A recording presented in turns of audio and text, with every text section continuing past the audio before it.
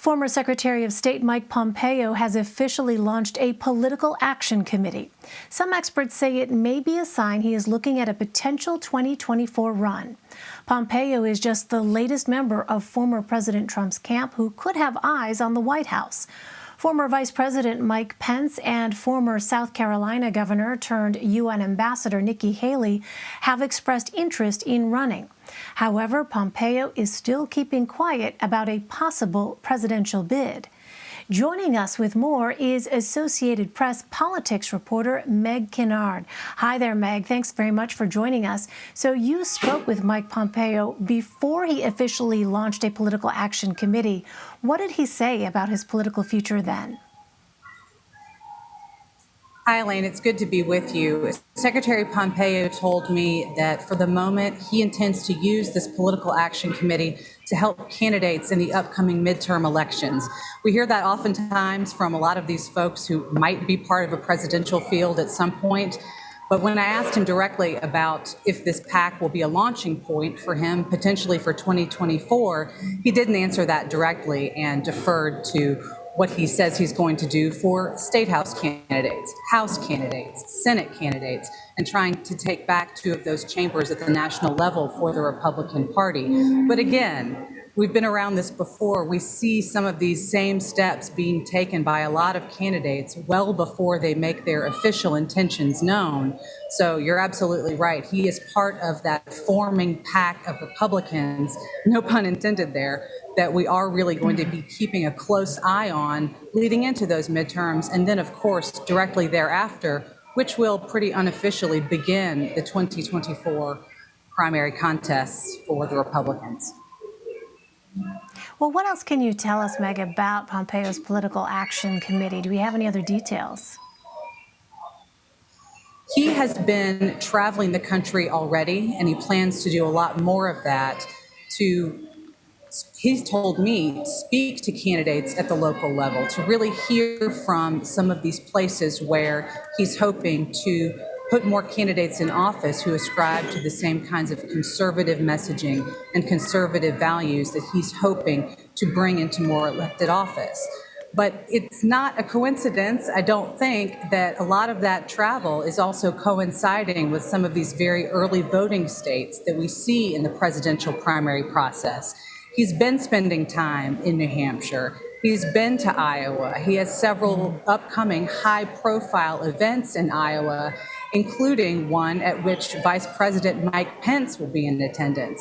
Again, I don't think it's an accident that we're starting to see some of those Republicans showing up in the same places.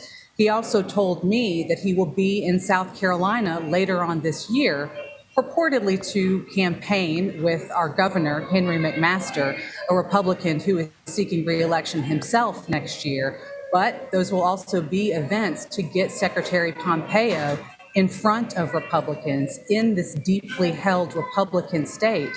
And they'll have a primary to consider. And these are savvy voters who are used to spending a lot of time with presidential candidates. So I don't think it's a complete accident that we're seeing Secretary Pompeo picking some of those states as part of his travel calendar as he goes around talking about his PAC and raising money. Well, what are some of the outstanding ethical issues still lingering from Pompeo's tenure in the Trump administration and their possible impact on a presidential bid? We have seen this year a report from the Inspector General's office at the State Department dinging Secretary Pompeo and his wife for utilizing some State Department staff for a lot of personal errands, personal use. Things like mailing their Christmas cards and taking care of their pet and organizing personal events that were not State Department sanctioned or related. The Inspector General said that these things are not okay and advised the department to really take a hard look at some of those policies and perhaps institute some explicit bans on some of that activity for people like Secretary Pompeo at the department. He did not, however, face any direct sanctions, fines, or a punishment for that, because all of this came technically after he had left office. But again, in these investigations, in these IG probes that we see come up, That's not attention that someone in any position really wants, but particularly someone who is trying to make that case, at least in a very nascent sense of the word, to voters who might be potentially considering them in an upcoming election and to whom they are very much at this point trying to introduce themselves on statewide and national levels. Obviously, Secretary Pompeo is well known in some places. He was a prominent member for all 4 years of the Trump administration, but he's now trying to introduce himself in a different way in those places. And so these ethical issues are not something that he really wants to have as part of that conversation. Well, what else has he done since leaving his post as Secretary of State? Mike Pompeo has been, again, making some of those moves that we typically see from people whose names ultimately become part of a presidential primary field. He's been traveling the country. He's been doing interviews with political reporters like me, by no accident, based in some of our early voting states.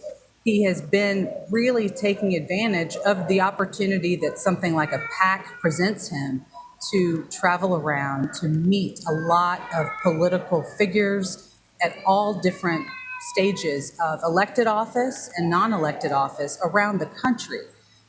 Again, Mike Pompeo is a known name in a lot of Republican circles. He was CIA director for President Trump. He led the State Department. He was a very closely held ally of the former president. So in a lot of those places, he is already somebody who is part of the conversation when people think about the accomplishments of the Trump administration, things that he told me he remains very proud of, and on some of which he wants to be able to build in whatever stage his political life takes next. But as part of that travel, he has also been raising money. We've seen reporting that he's been hitting up places like New York City, which is a known place for a lot of candidates of all different political persuasions. But he's been talking particularly to people who are known fundraisers and big money fundraisers for Republicans. So again, this PAC presents him with an opportunity to, yes, work on the 2022 elections and for candidates that he would like to assist there, but also to introduce himself in a different way to a lot of the people around the country who play very critical roles when it comes to the presidential nominating process, and in particular, those early voting states that get to have their say first. All right, Meg Kinnard, I know you're on the go, joining us today from a very busy airport, as we can see and hear behind you. Thanks so much for taking the time to talk to us, Meg. Of course, good to be with you. Thank you.